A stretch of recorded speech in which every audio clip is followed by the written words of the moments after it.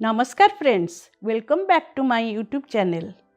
आज मु आपन को मो लेखन एक सुंदर कविता सुनेबाकू जाउची।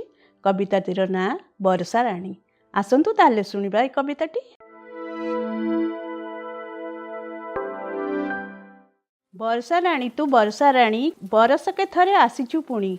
केते फुलेई तू हेउ के जानी, खुशीर मौका आसीची जानी। झरी जाऊ तुही होई अधीर, कृषक मनरे आशा संचार। बरसा रानी तू भारी सुंदर, रिमझिम नादरे बोही जाऊ झर झर।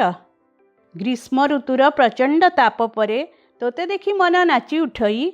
मयूर नाचई पुच्छ मेलाई, बाळुत खुशी रे डंगा भसाई।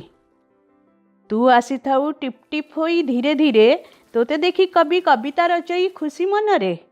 प्रेमर ऋतुए प्रेमीक पाई, शुष्क तरुगण पल्लवित हुई। साधव बोउटी घरु बाहारे, दलबल नहीं सबुज घास उपरे। सुंदर तृप्तिर शेष तो नाही, जेते देखुतिले नुआ दिसई। इंद्रंक कोपरे तो मुह रंगा, भीषण नादरे जेबे बरसु तेबे उछुळे गंगा। घनकला होई घरघर नादरे बरसी जाऊ, रहीजा टिके दाऊ नसाधे आऊ। इंद्र देवतांकु करी संतुष्ट, तोते आनिबाकु मन उच्चाट। बरसा रानी तू ने मेलाणी, आर बरसकु आसिबु पुणी।